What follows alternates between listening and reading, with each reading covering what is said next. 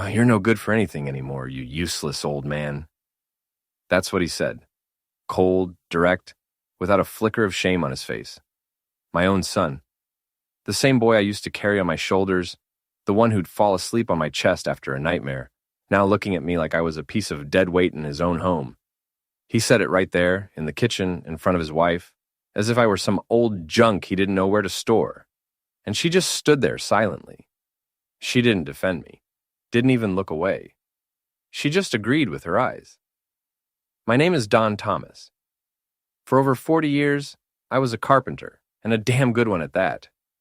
A lot of folks here in the Oakwood district know my work. I've built houses, fixed kitchens, put up walls, and laid down roofs. I worked with my hands, with my back, with my soul. I'd get up before the sun and come home with my shirt soaked in sweat and sawdust. I don't take pride in wealth because I never had any. I take pride in dignity, in a job well done, and in raising my children with everything I had, even after their mother left. I was a father and a mother to them, and I never once complained. I just wanted to see them thrive. Ethan was my youngest. Even as a boy, he had a modern way of thinking, always full of big ideas. He went to college, got a business degree, and I supported him through all of it. I always told him, "You're going to go further than me, son." And it was me who built the house he lives in now, brick by brick, with these two hands. When I retired, he invited me to stay with them in a small room out back. He said it would be nice for me not to be alone, so I went. I thought it was a kind gesture, but as time went on, the kind words started to dry up. First came the long silences, then the short, clipped answers, then the annoyed glances, and finally, the insults. Like that one. Useless old man. It's funny how time changes things. At first, he'd ask for my help to paint the fence, fix a lock, pick up his kid from school. I was happy to do it. I felt useful. But then, when he got a better job and the house started filling up with expensive things, it seemed like I was getting in the way of their picture-perfect family. An old man in the back room, with his worn-out clothes and the smell of Bengay, didn't quite fit with a son who was a bank manager. That's how it felt, anyway. And I held on. I kept my mouth shut. Because deep down, you always hope your son will see his father again. But that day never came. The fall happened on a Tuesday. I'd gone up to check on an old leak near the attic, like I always did. It had rained early that morning, and I saw a dark streak dripping down the wall. I grabbed the ladder, propped it against the frame, and started to climb. But something wasn't right. The handrail I'd installed myself wasn't secure anymore. It was loose, as if someone had loosened it on purpose. By the time I realized it was too late, I slipped. I felt the air rush past my face, and then the impact, hard, dry, violent. I hit my shoulder, my head, and then everything went black. I woke up in the hospital, a white room smelling of alcohol and loneliness. My shoulder was dislocated, and my ribs were bruised. But what hurt the most was something else. It was knowing that no one was there, no visitors, no flowers, no worried phone calls. 3 days. 3 days and not a soul showed up. When I finally asked a nurse if anyone from my family had called, she answered with that tone that's a mix of pity and routine. "No, sir. No one's come by yet." That's when something inside me shifted. Because I started thinking that if it were the other way around, if he were the one lying in that hospital bed, I'd be there in a heartbeat. With hot soup, with a prayer, with my hand on his forehead. But for me, not even a phone call. And that's also when I got suspicious. The doctor asked me a question that has been stuck in my mind ever since. He said, "Mr. Thomas, was that fall really an accident? Was the ladder in good condition?" I just looked at him and said yes. But inside, something started stirring. I've always been an observant man.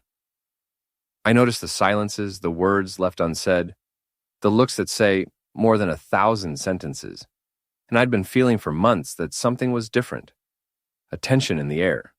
The strange way Ethan's wife, Patricia, would look at me. The way they'd whisper when I walked past. And now, lying in that bed, barely able to move, I started connecting the dots. I remembered a quick conversation I'd overheard. I remembered how rushed he was when he sent me up there that day. I remembered the loose handrail. I remembered that he hadn't even come to see me. And most of all, I remembered an envelope I'd seen in a drawer in the living room with the name of a law firm on it. It was all starting to make a terrible kind of sense, but I still had no proof, only suspicions, and a pain in my chest that wasn't from the fall. In that hospital bed, I had time to think about everything, about Ethan's childhood, the birthdays I threw for him with candles I carved out of soap, the school notebooks I bought on credit at the corner store. I thought about his mother, what she would think if she saw this. I wondered if maybe I'd made a mistake by being too good, too quiet, because there comes a point when silence becomes cowardice. And I wasn't going to be a coward anymore, because right there, lying with my arm in a sling and my soul in pieces, I made a decision. I am not going to die without getting justice. I'm old, yes, and I'm poor too, but I've never been a fool. And from that moment, I began to plan, calmly, patiently, because a man who knows how to build a house also knows when it's time to tear it down. The hospital let me go at the end of the week. My arm was still in a sling, and the cut over my eyebrow stung every time a bead of sweat ran down my face. They offered me an ambulance ride home, but I refused. I preferred to take a cab. Alone. Quietly. Alone with my thoughts. The drive back seemed longer than ever. The same streets, the same neighborhood, the same graffiti on the walls. But everything looked different, as if I'd left a part of myself in that hospital, and a different man was coming back. An old man, yes, but with his eyes wide open. When I arrived, Ethan wasn't even there. His wife Patricia opened the gate with a look that said, "Oh, he's back already?" She glanced at me for half a second and just said, "You can leave your things in the back room. Not even a welcome home? Not a single 'how are you feeling?' Just the coldness of someone tolerating me out of obligation." I walked in without a word. I sat down in my old chair, the one next to the 2-burner hot plate I'd set up for myself. And I just stared at the concrete floor. This was my home now.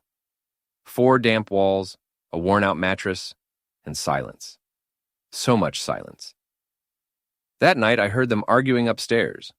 I couldn't make out everything, but I heard my name a couple of times.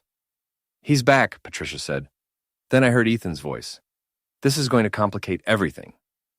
And then silence again. I pulled the blanket up to my neck, but the chill was coming from inside me, not from the room. It was coming from my chest. In the days that followed, I started walking slowly around the yard again. I avoided stairs, of course. My bones still ached, but my ears were sharp, and my eyes even sharper. I began to notice details that had escaped me before, like the fact that Ethan now kept papers in a locked cabinet in the living room, something he'd never done before, or how he avoided being alone with me. Whenever I tried to start a conversation, he'd cut it short. "I'm running late, Dad. Talk to Patricia. We'll talk later." Always later. But later never came. One afternoon, they rushed out, leaving the living room door slightly ajar. I was sweeping the front walkway when I saw an envelope on the floor. I picked it up. It was from a law firm called Rodriguez Associates. I recognized the name. I'd seen it on another paper on their dresser. I glanced at the contents, and what I read made my hands go cold.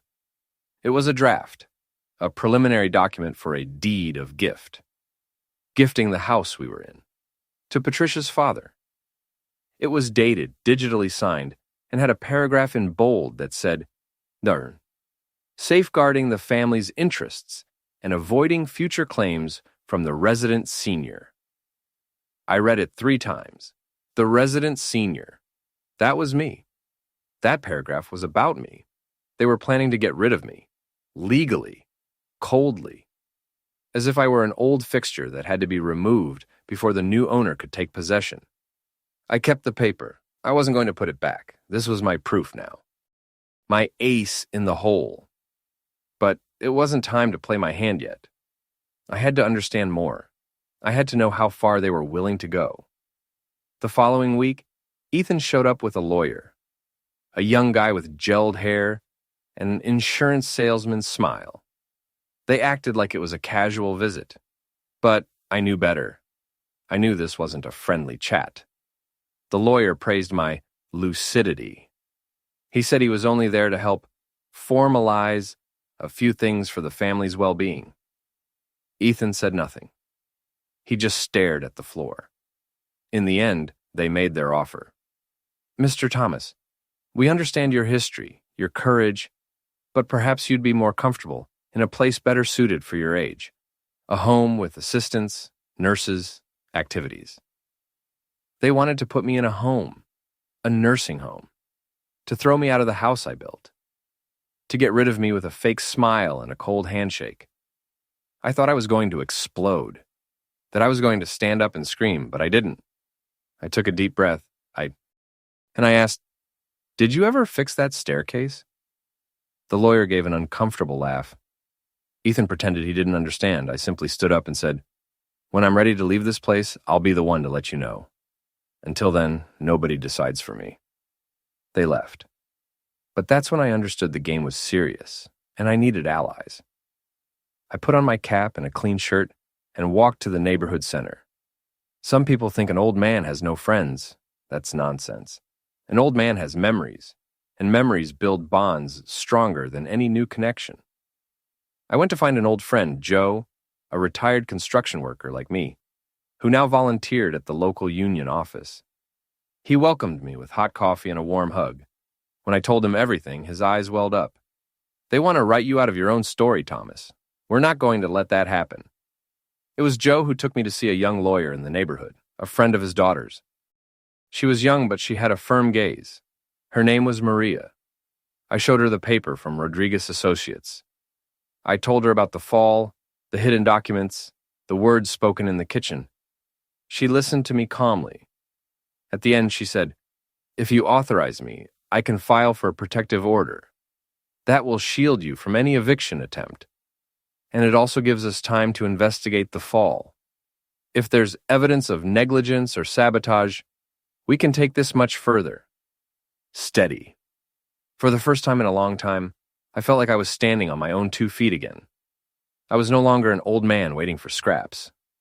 I returned home late that afternoon. The sky was a beautiful, fiery red, but my heart still carried a shadow. I knew the war hadn't even started yet, but I also knew that this time I wasn't going to lose. Life, son, has a strange way of revealing things. Sometimes you spend decades giving, without expecting anything in return. But there comes a time when even the quietest man gets tired of being invisible. After the lawyer's visit, the air in the house grew thicker than smoke from damp wood. Patricia didn't even say hello anymore. She'd walk past me with a sour look on her face, as if I were a rock in her shoe. Ethan avoided any conversation. He lived with his headphones on, sealed off in his own world, as if I no longer existed. And yet, there I was, every day, watching, listening, mentally noting every gesture, every word, every strange sigh. Maria, the lawyer, told me to stay calm, not to provoke them, not to get into arguments. But she also gave me clear instructions. "Mr. Thomas, if they want to get you out, they're going to try to do it soon. And not with force, but with papers, with tricks, with signatures. You have to be ready." So I did what I do best. I pretended I didn't know a thing. I became even quieter. I let them think I was still the fragile, distracted old man who was content to sit in his corner. But inside, I was a volcano, not of rage, but of determination. One morning, when Patricia went out to the market, she left her purse open on the table. It wasn't on purpose, of course, but I saw what was inside, a blue folder with the logo of that same law firm. That night, while they were asleep, I went downstairs, quietly. I went into the living room and searched carefully. I wasn't trying to steal. I'm not that kind of man. I just needed to understand what they were planning, and I found it. A draft of a residency agreement. A document where Ethan and Patricia declared that Don Thomas, of his own free will, accepts to be transferred to St. Benedict's home for health reasons. Signing this decision by mutual agreement and renouncing any claim on the currently occupied property of his own free will. I had never signed anything. I had never accepted anything. That document was a fraud, a trap. They were going to try to use my signature from some other paper, or forge it. I didn't know exactly how, but I understood their plan. It was a legal ambush. I saved the information. I took pictures with the old cell phone Maria had given me. It was a simple model, but it had a good camera. Then, I put everything back exactly where I found it, as if nothing had happened. The days that followed were hard, because when you know the truth, every gesture feels heavier. Every look hurts more. I remembered when Ethan was a little boy, how he used to grab my hand when we crossed the street, how he cried when I had to leave for work. I remembered his first pair of shoes, which I bought by selling some of my tools, the drawings he used to leave on my bedroom door. And I wondered, where did it all go wrong? When did everything change? Or was it me who just didn't want to see it? Sometimes you raise your children expecting gratitude, but life doesn't pay you back in coins for what you give from the soul. And yet, you give anyway, because that's what being a parent is. It's giving. But being a man is also knowing when to draw a line. One afternoon, I went out with the excuse of buying bread. I walked to Maria's office and showed her the photos. She looked at them in silence, her expression a mix of surprise and anger. This is serious, Mr. Thomas. Very serious. They're setting everything up to remove you without your real consent. This is forgery. It's financial abuse. It's institutional violence. But with this evidence, we can file a formal complaint. Are you sure you want to proceed? I nodded. My voice didn't tremble. It's not just about me anymore. It's about the respect that's owed to all of us old folks. She smiled and started typing. Meanwhile, back at the house, everything went on as if it were normal. Or so it seemed. Until one night, Ethan came down to my little room. He knocked gently on the door. Dad? Can I come in? He hadn't called me Dad in months. I looked at him. His face was pale, nervous. Sure, come in. He sat across from me. He looked at the floor. Then he raised his eyes. I know things aren't right, but it's not what it looks like. We just want what's best for you. By putting me in a nursing home without my permission, I cut him off. His face froze. Did you think I wouldn't find out? He didn't say anything. He just lowered his head. He took a deep breath. It's not that simple. We have debts. Patricia's pushing. Her dad offered to help us with a loan in exchange for the house. Everything got complicated and I didn't know how to tell you. So the solution was to get rid of me? To erase my story? No, it wasn't like that. I thought it would be easier if you... I didn't let him finish. I stood up. You thought it would be easier to pretend your father was gone. Well, let me tell you something, Ethan. I'm here. I am whole. And I'm not going to disappear so you can live more comfortably.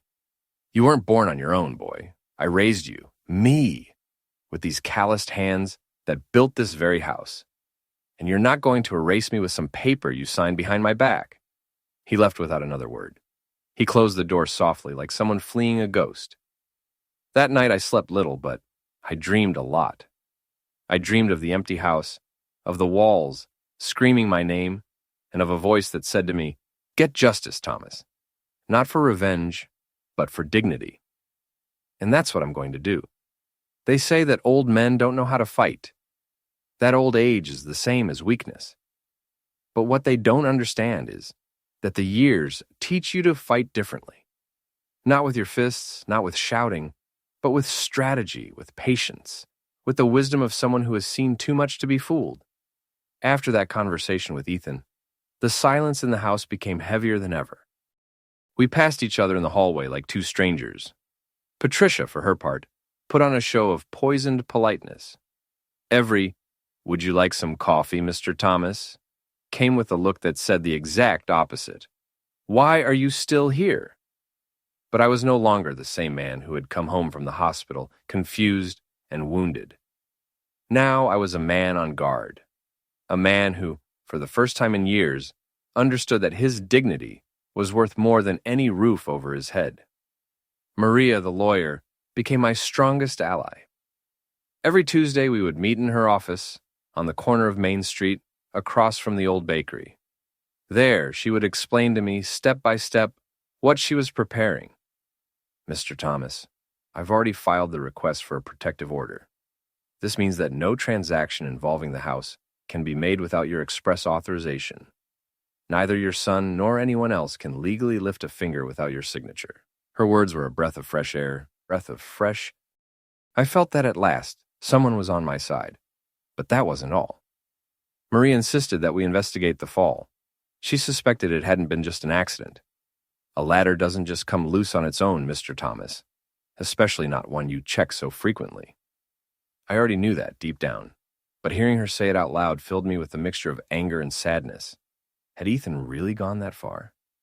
Was he capable of such a thing? I could hardly believe it. But the pieces were fitting together more and more. With the help of Joe, my friend from the union, we got a young surveyor to come and inspect the ladder and the handrail. After a few minutes, the young man told me, Mr. Thomas, there are marks of intentional loosening here. This isn't natural wear and tear. Someone took the screws out and put them back in loosely. A shiver ran down my spine. There it was, the proof we needed. We took pictures, recorded a video, and Maria added everything to her file. Meanwhile, Ethan seemed oblivious to it all. Or maybe he just didn't realize that I was no longer the resigned old man he thought I was. Every time he tried to talk to me, I responded with short sentences, measuring my words. I didn't want to fight. I wanted him to expose himself. And the opportunity came soon enough. One Saturday morning, I heard him talking on the phone in the yard. He thought I was asleep. But my ears work better than ever. Yeah, Dad, it's still on, Ethan was saying. But the old man is being difficult. He doesn't want to sign anything. Patricia says we need to speed this up before he... The sentence was cut short when he realized I had stepped out into the hallway. He looked at me, startled. He ended the call abruptly and stammered, It was a friend. I just looked at him, saying nothing. That silence made him more nervous than any scream ever could. That same afternoon, I sat in my old armchair in my little room and began to write a letter. It wasn't for Ethan. It was for me. So I wouldn't forget what I was fighting for. I wrote about every brick I laid in that house, about the sleepless nights I spent to pay for my children's schooling, about the sacrifices I made, eating beans and rice while they ate meat, and about how gratitude had turned into contempt. I kept that letter in a metal box with old family photos. It was my reminder, I am not a useless old man. I am Don Thomas, and I can still decide my own fate. Maria, hearing about the tone of the phone calls, decided to act faster. We're going to request a hearing with the local judge. With the evidence of the ladder and the donation document, it's enough to start an investigation. She told me to be ready, not to be provoked by Ethan or Patricia. I agreed. I knew that my best weapon now was my silence. However, there was one night I will never forget. A night when I almost lost control. I was sitting on the patio looking up at the starry sky when Ethan approached me with a beer in his hand. He looked nervous. Dad, he said, why are you doing this? I just want to help you. You don't understand the pressure we're under. The debts, the bank, the kids' school. I looked at him and I didn't see the man trying to justify his actions. I saw the boy who once sat on my lap and promised he would always take care of me. And something inside me snapped. Help me! Is that what you think this is? If you really wanted to help me, you would look me in the eye and tell the truth. You wouldn't treat me like a nuisance. You wouldn't push me away, Ethan. Because yes, I know it was you who loosened that ladder. He turned white, speechless. He looked down. I just... He didn't finish the sentence. He turned and went back into the house, leaving the door open behind him. From that day on, the tension became unbearable. Patricia barely spoke to me. The boy, my grandson, I could feel he sensed the strange atmosphere. He'd ask me, Grandpa, why don't you play with me anymore? I'd make up an excuse. Grandpa's tired, kiddo, but we'll run around again soon. That night, I got a call from Maria. Mr. Thomas, the judge has accepted the hearing.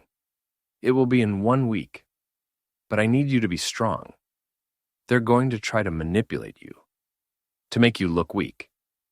Do you think you can stand up to them? I answered without hesitation.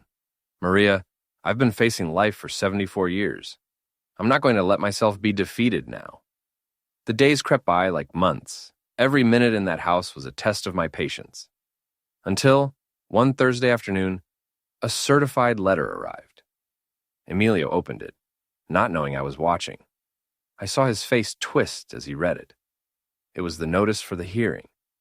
He looked at me, his eyes full of anger. Was this you? Did you report us? No, Ethan, I didn't report anyone. I didn't. I only defended myself. Because if you won't respect your father, the world will have to teach you how to respect a man. He said nothing more. He threw the letter on the table and stormed up the stairs. That night, I slept peacefully. For the first time in weeks, I felt the wind was at my back. But I knew the hardest part was yet to come. This wasn't just a fight for a house. It was a fight for my dignity, for proving that age doesn't make me invisible. And I was ready to see it through to the end. The morning of the hearing dawned gray. The sky looked just like I felt, overcast, tired, but firm. I got up early.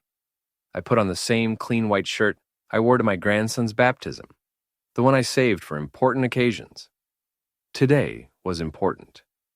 Not for a celebration, but for self-respect. I looked at myself in the mirror before I left. The wrinkles on my face greeted me like old war buddies, and I told them quietly, today we don't tremble. Today we look straight ahead. Joe came by to pick me up in his old truck. He handed me a hot coffee in a paper cup and didn't say a word the whole way. He didn't need to. He knew. I knew. What was about to happen wasn't just a legal formality. It was an act of memory, of justice, of dignity. The courthouse was bustling with people I didn't know. Young lawyers, secretaries rushing by, people waiting their turn with anxious faces. Maria was already waiting for me at the entrance. She greeted me with a warm smile, but her eyes were serious. Everything is ready, Mr. Thomas. You'll go in with me. They will arrive separately. I nodded silently. My stomach was in knots, but my heart was calm. I hadn't rehearsed what I was going to say. I had lived it. We were called into courtroom number 3. We went in. I sat on the left side next to Maria. Across from us was an empty table.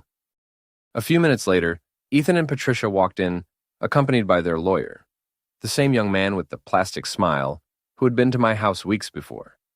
He looked at me with an expression that said, "This is just a formality, old man." But this time, I didn't look away. I held his gaze, the way you look at someone who deserves no more respect than the bare legal minimum. The judge was an older man with a neatly trimmed beard and tired eyes. He seemed to know that what he had before him was not just another case.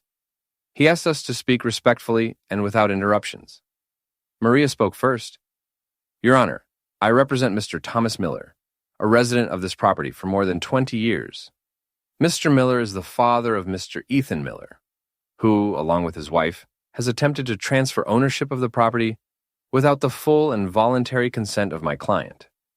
Furthermore, there are serious indications of an attempted forced institutionalization, as well as the possible manipulation of legal documents. Ethan's lawyer stood up immediately. He tried to shift the focus to my age, my health, saying that Mr. Thomas suffers from episodes of confusion and that the family only wanted what was best for me. He even claimed that the signature on the deed of gift was valid and that I had previously given my verbal consent. It was then that Maria presented the photos, the ones of the hidden document, the ones of the tampered-with staircase. Then she called the expert, the serious young surveyor, who clearly explained how the handrail screws had been intentionally loosened. The judge frowned, adjusted his glasses, and finally looked at me. Mr. Miller, you have the floor. Is there anything you wish to say? I stood up slowly. I took my time. I looked at the judge, then at my son, then at the floor, and I spoke. My name is Thomas Miller. I am 74 years old. I don't know how to use a computer, and I don't know much about the law, but I know what it's like to build a house with your own hands. This house where I lived with my wife, where I raised my children. I built it myself, brick by brick. Not with money, but with sweat, with hope, and with love. A few months ago, my son called me a useless old man. He said it to my face. And not long after, I fell from a ladder that, as has been proven today, was tampered with. Since then, I have lived in fear. Fear of being thrown out of my own story. Fear of being forgotten. I swallowed hard. I felt a burning in my chest, but I didn't lower my gaze. I am not here for revenge. I am here to be a voice for those who no longer have the strength to speak. Because every day, in this country, there is a grandparent who is silenced, hidden away, put in a home for no good reason. And that has to stop. I am not a burden. I am a part of this house, of this family, and although I may not have much time left in this world, I want to live it with dignity. The silence in the courtroom was absolute. Even the judge seemed moved. Patricia looked at me with a mixture of shame and anger. Ethan simply wouldn't look at me. His eyes were fixed on his own trembling hands. The judge called for a 20-minute recess. We went out into the hallway. Maria took my arm. That was perfect, Mr. Thomas. Sincere, honest, human. They have no way to counter that. Joe appeared with a bottle of water. He offered it to me without a word. I drank. I felt lighter, as if I had finally set down a weight I had been carrying for years. When we returned to the courtroom, the judge was direct. He announced that, in light of the evidence, any donation or transfer of the property was suspended, that a formal investigation would be opened for attempted dispossession and elder abuse, and that, if necessary, restraining orders would be issued. Ethan's lawyer tried to protest, but the judge cut him off. We are not discussing a family business here.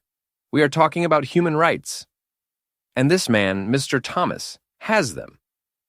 As we left the courthouse, the sun finally broke through the clouds. We walked slowly down the sidewalk. Maria accompanied me in silence. Joe followed behind, like someone escorting a general returning from battle. It wasn't the end. There were still things to resolve. But something inside me had changed. I was no longer afraid. I no longer felt invisible. That afternoon when I returned home, Patricia was gone. She had taken some of her things. Ethan was sitting in the living room, alone. He looked at me. I looked back at him. And without a word, I went to my room. Someday maybe he would understand what he had done. Maybe. But for now I had something more important to hold on to. My dignity, the days after the hearing, were strange. I don't know how else to explain it. You think that after so much pain, so much tension, so much humiliation, there will be a feeling of victory, of total relief.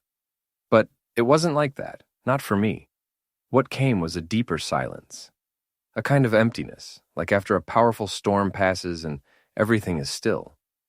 The air's clean, yes, but you know that something has changed forever. The branches are still broken on the ground. The house felt different. Patricia never came back. Ethan would come down the stairs without looking at me. He'd eat quickly and leave. Not a word. Not even an attempt at an explanation. I guess he didn't know how to face the man he had tried to make disappear. But that wasn't my problem anymore. I had something more important to do. I had to rebuild myself. People think that rebuilding means starting from scratch. I don't think so. You don't start from scratch at 74. You start from the ruins, from what's still standing. And that requires a different kind of strength. The first thing I did was clean my little room. Not because it was dirty, but because I wanted to give it a new feeling. I threw out old things I no longer used. I gave some books to a neighborhood kid. I fixed the lamp that had been flickering for months. I hung a picture of my wife on the wall, the one where she has flowers in her hair, smiling with her eyes. I looked at it for a long time that afternoon. I told her, "You see, my love, I'm still here. They didn't erase me." Then I talked to Maria. I asked her if the legal process would continue. She explained that everything was now in the hands of the district attorney's office, but that my protection was guaranteed. She offered to help me start the paperwork, to put the house fully in my name, legally shielded. I thanked her, but then I asked for something else. Do you think you could help me write a will?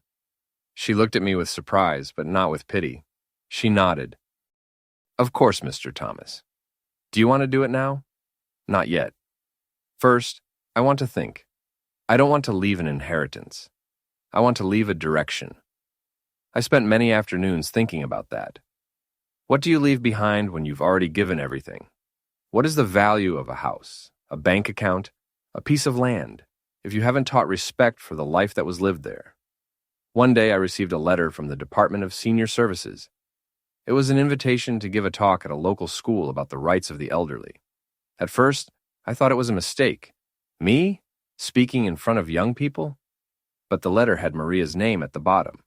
She had arranged it. I went, with my heart pounding and my hands shaking a little, but wearing the same white shirt I wore at the hearing. I was greeted with applause. I sat in front of a group of high school kids, and I spoke to them. Not with pretty phrases or a prepared speech. I told them my story. I told them what it's like to grow old in a country that worships youth. I told them about the looks that hurt more than insults. I told them about the silence that is forced upon us, as if after 60, we no longer have anything to say.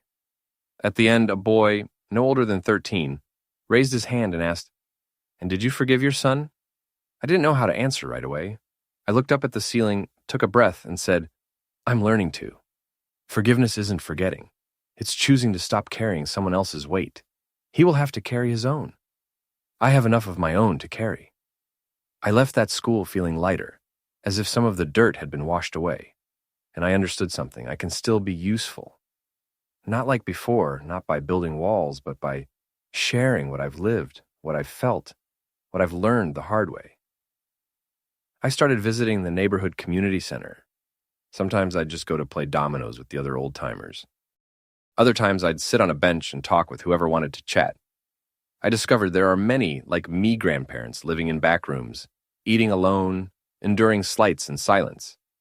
But I also discovered that there is strength in the eyes of an old man who refuses to give up. There is something indestructible there, something that never dies. One morning I received the most unexpected visitor. Ethan knocked on my door, alone. No lawyer, no papers, just with his eyes downcast and a bag of donuts in his hand. "Can I come in, Dad?" I nodded. He sat down. He offered me coffee, but I told him I'd already had some. We sat for minutes without speaking, just the ticking of the clock. Then he said, "I know I have no right to ask you for anything, but I wanted to see you, to hear you, to tell you that. I have no excuses, only shame." I didn't answer right away. I looked at him, and for a second I saw little Ethan, the one who asked me to tell him stories before bed, the one who hid when it thundered. "Do you regret it because you got caught? Or because you understood what you did?" He didn't answer, but his eyes filled with tears. "I regret it because I couldn't see the Father in front of me, because I was blind, because I let pride and ambition make me lose the most valuable thing I had." I didn't tell him he was forgiven, nor did I hug him. I just put a hand on his shoulder and said, "You're going to have to live with your decisions, and so am I.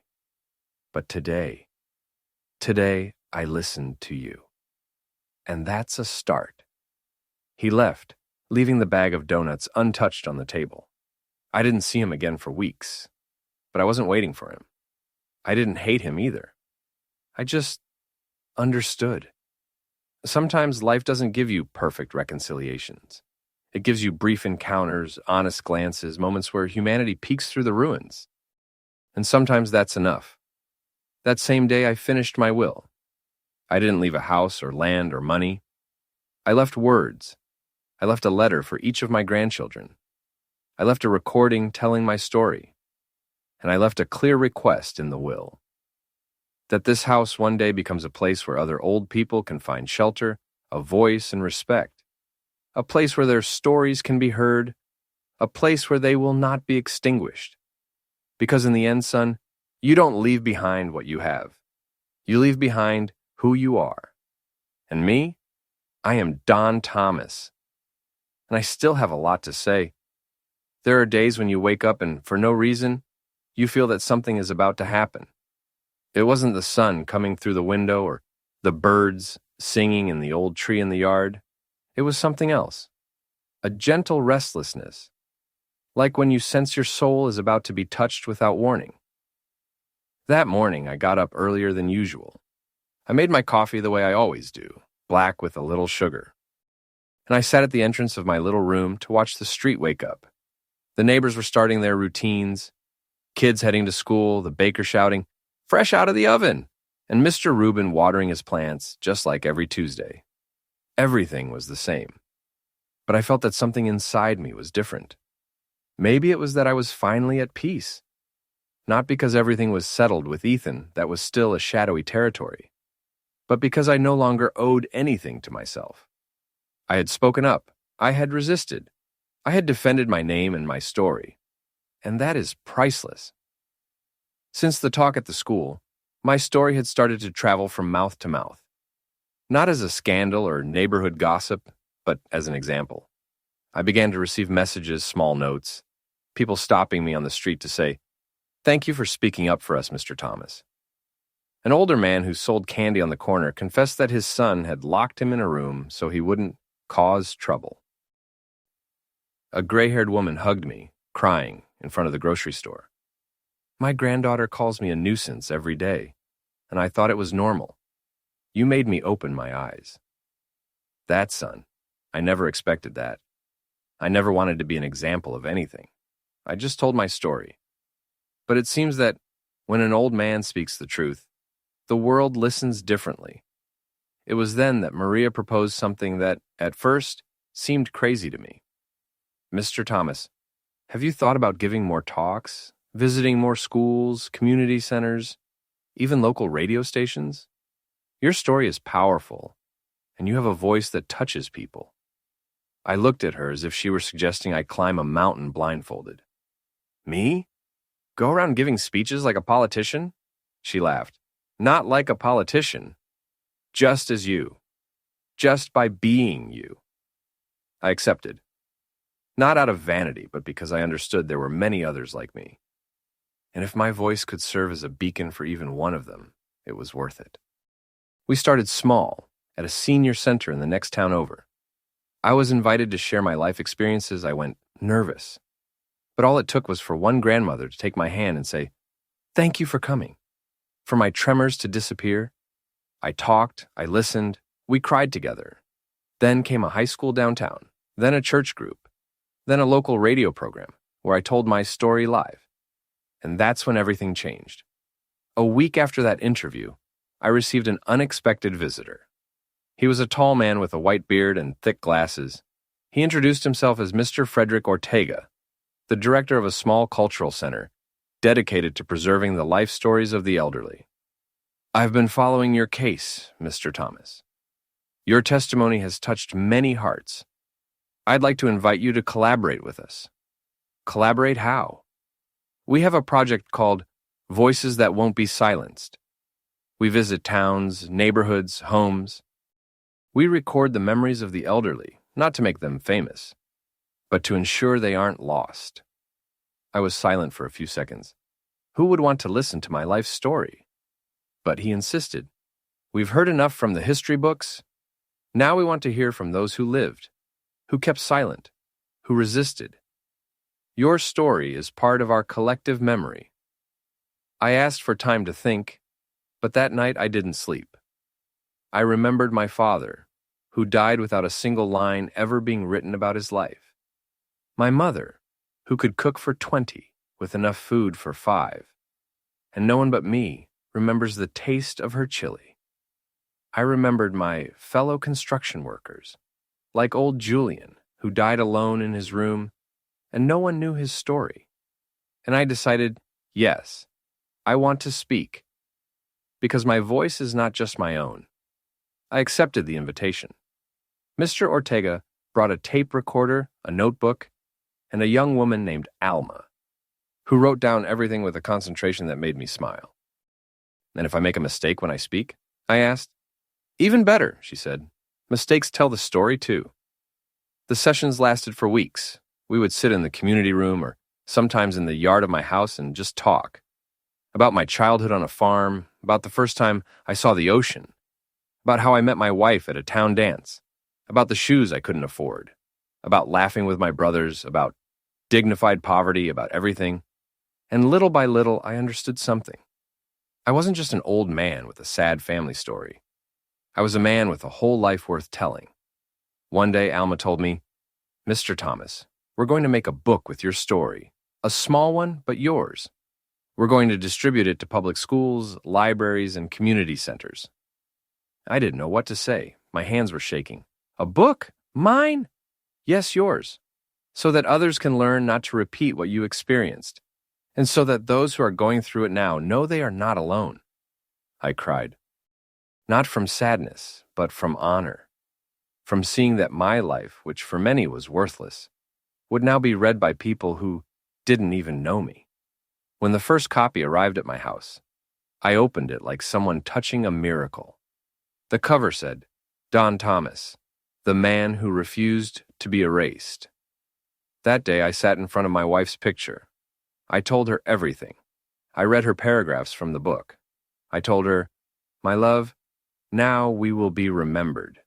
You're in these pages too, because without you, I wouldn't have been me." A few days later, Ethan appeared again. He didn't come with reproaches or tears. He came with respect. "I heard about the book. I read it. Not all of it. It was hard. But thank you." I nodded. I didn't say much. I just invited him in for coffee. We spoke little, but it was enough. Enough to understand that sometimes the silence between a father and son is filled not with words, but with actions. That forgiveness isn't demanded, it's earned. And that there are some scars that don't heal, but you learn to live with them. That night before going to sleep, I opened the book one more time. Not to read it, just to feel it in my hands. And I thought, maybe I didn't live in a just world. Maybe I was betrayed, humiliated, forgotten. But I was also heard, defended, and now remembered. And that, son, that to me is a form of victory. A few weeks after the book came out, I got another call from the Cultural Center. This time, it wasn't to record or to edit. They called to propose something that left me speechless for several days. Mr. Ortega came to my house one Friday afternoon. I was sitting on the patio mending an old shirt when he appeared with his notebook under his arm, his eyes shining with a rare energy for a man his age. He greeted me with that firm handshake of his, sat down across from me and said bluntly, "Mr. Thomas, we want to invite you to be part of a national testimonial tour. We would go to several states, rural communities, day centers, book fairs. You would be our main guest." At first, I didn't quite understand. A tour? Testimonials? Me? Why? He explained that after the book was published, many institutions had started asking for me to speak. It's not just because of what you lived through, but because of how you handled it. People need to hear true stories from the people who lived them. And you have a voice that isn't easily forgotten, Mr. Thomas. I was quiet for a while. Then I asked him how long we would be gone. He said it would be short trips, a few days here and there, then we'd return. I wouldn't have to leave my home permanently, just for periods of time. I nodded, thanked him for the offer, but asked for a few days to think it over. I got up slowly, put away my needle and shirt, and went to my room without another word. That night, I didn't sleep much. I stared at the ceiling, thinking about everything that decision meant. On one hand, I felt honored. Being invited to share my story was something I had never imagined. After being called a useless old man, after falling down a flight of stairs, while my own family was preparing papers to get rid of me, to now be faced with the possibility of speaking to hundreds of people about dignity felt like a dream. But on the other hand, a part of me didn't know if I should leave this house. Not just because I built it, not just because it's where I lived with my wife. It's where I raised my children, where I broke my back and my heart. But because this place also knows me. And you don't just leave a place that knows your soul. I spent Saturday walking around the yard, sweeping dry leaves, watering the few plants that survived, touching the walls of my room like you'd caress an old friend. I remembered putting up that gate with my own hands, I remember the day we buried my dog, Bella, by the lemon tree. I remembered my grandson playing hide and seek while I pretended I couldn't find him. All of that is still here, alive, beating in every corner. And I asked myself, can you take the root without killing the tree? On Sunday afternoon, Ethan found me in the kitchen. He was making coffee. He looked at me more calmly than before, with a shadow of respect in his eyes. He told me he'd heard about Mr. Ortega's proposal and asked if I was going to accept. I told him I didn't know yet. He stood there for a moment. Then he said something I didn't expect. Dad, if you decide to go, do it without fear. This house will be here waiting for you. No one else is going to touch it, I promise. And for the first time, I didn't feel a flicker of doubt. For the first time, I felt those words came from a son, not a stranger. That night, I sat in front of my wife's picture. I lit a candle. I spoke to her softly like I used to when she was still asleep next to me. I said, my love, what if I go away for a little while? What if I take our memories to other places? Not to become famous, not to be applauded. Just so that no one else has to feel what we felt. That coldness of abandonment, that sadness of being erased. It seemed to me that the candlelight flickered a little brighter, and I took that as a quiet yes. On Monday, I called Mr. Ortega. I told him I accepted, that I would go, that I would talk. But I asked for one condition. In every place we go, you have to let me listen too. I don't want to just be the one who speaks. I want to be the one who gathers other voices. The voices of other grandfathers, other grandmothers, other forgotten ones. Because there are many buried stories, Mr. Ortega. And if I can help unearth them, then this journey will be worthwhile. And so, the preparations began. They helped me get a small suitcase, comfortable clothes, new shoes. Maria gave me a notebook with a phrase written on the cover, "Your story is a seed, not ashes." I was so moved I took it to be blessed by the local priest. Not out of superstition, but out of gratitude. The first trips were nearby, a rural county where the elderly lived without access to doctors or assistants. I told my story under a makeshift tent, surrounded by plastic chairs, with children playing in the background and old folks crying silently as I spoke. Then, they told me their stories. A 90-year-old woman told me her daughter hadn't hugged her in 20 years. A man confessed he pretended to be sick just so his grandson would visit. Those things, son, they hurt more than any fall. Then, we went to another state, to a book fair. I sat on a small, unpretentious stage and spoke in my usual tone, natural, direct, without any disguise. At the end, a young woman came up to me with tears in her eyes. She told me that after listening to me, she was going to call her grandfather, whom she hadn't spoken to in years. Thank you, Mr. Thomas. You made me see everything differently. I didn't know what to say. I just squeezed her hand, because some moments don't need words. That's how the days went. Traveling, listening, telling, and crying too, because each new voice was an open wound, but also a planted seed. Each shared story was a spark against the darkness. And through it all, I was healing, without even realizing it. Because healing, son, isn't always about forgetting. Sometimes healing is understanding that the pain you lived through wasn't in vain. That the scar's there not to make you forget, but to make sure you don't repeat it. One afternoon, while we were waiting for the bus to head home, Mr. Ortega said to me, "Do you know what the most valuable thing you bring on these trips is, Mr. Thomas?" I told him no.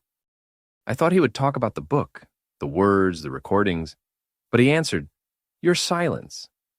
That silence that leaves space for others to speak. Your respect. Your way of looking without judging. Your presence." And then I understood. It wasn't just my story. It was everyone's, and I was just a channel. Returning home after a long trip always feels strange. You leave behind the familiar to discover what's out there. And when you come back, you're not the same person. Everything is in its place, yes. The walls, the furniture, the trees, the rusty gate. But there's something in the air, in the smell, in the silence, that's no longer the same.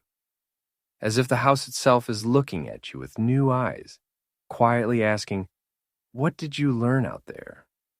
After almost 2 months of traveling through different towns, sharing my story and hearing others, I returned to Oakwood with my suitcase a little fuller, my body more tired, but my soul more awake than ever. Joe picked me up at the station. He was wearing his old cap and had the same old thermos of strong coffee. We didn't talk much on the way. He just asked me how it went, and I told him I filled more notebooks than I wore out shoes. He laughed, patted me on the shoulder, and said nothing more. When I got to my street, I immediately noticed something different. The front of the house was painted. Nothing fancy, just a clean, light color that gave it a fresh look. The windows had new curtains, and on the porch was a bougainvillea plant that I hadn't left there. I stopped in my tracks. I looked at Joe, who just smiled. Looks like someone spruced the place up while you were gone. I didn't ask any questions. I walked slowly to the gate, which had also been repaired. It no longer squeaked.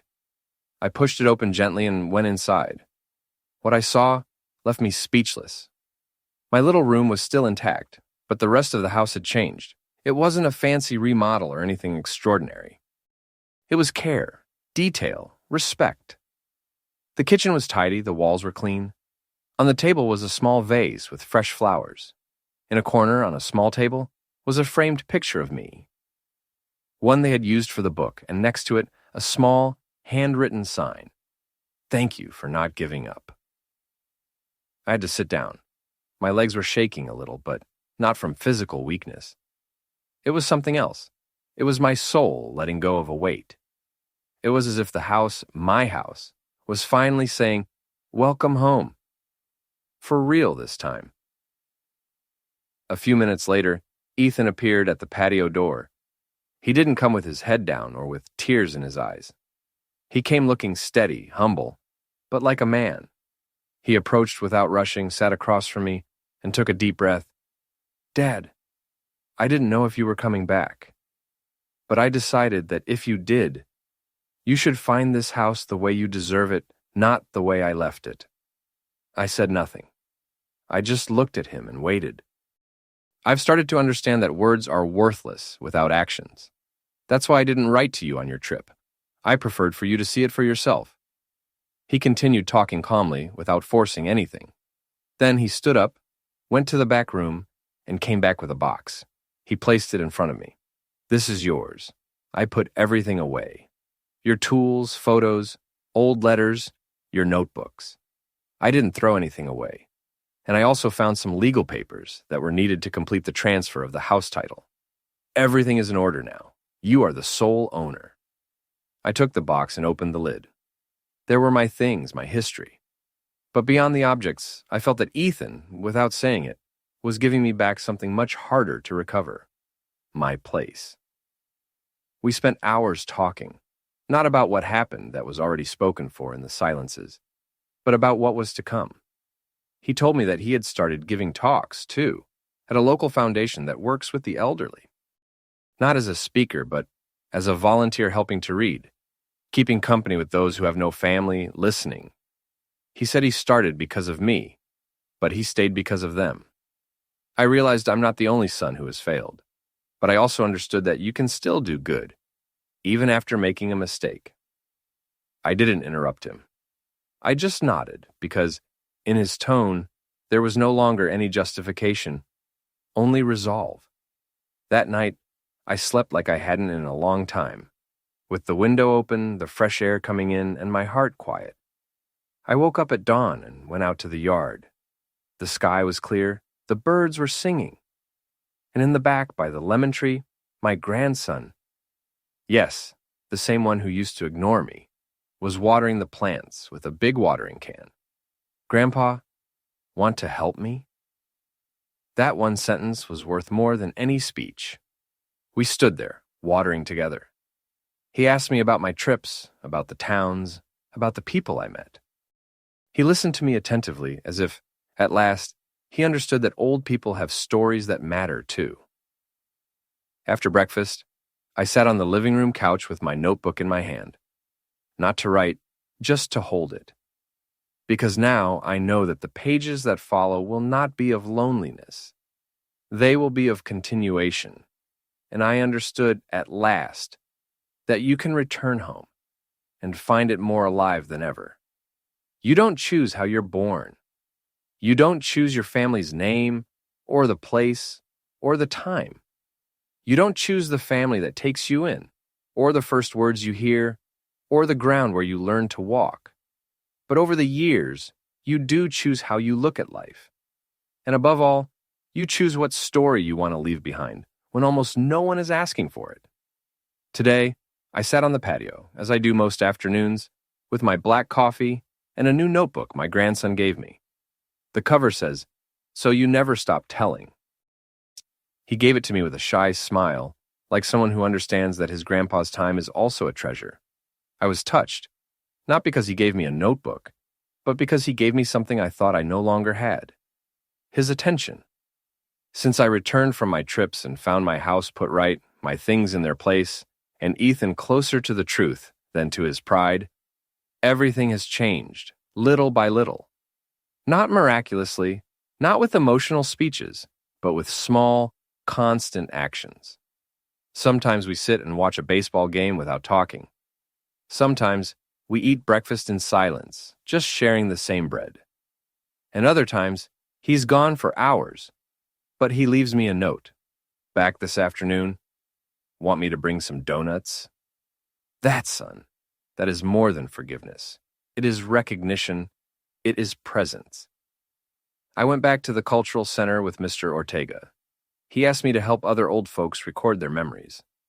Not as the main character, but as a companion, and I accepted. Because I understood something.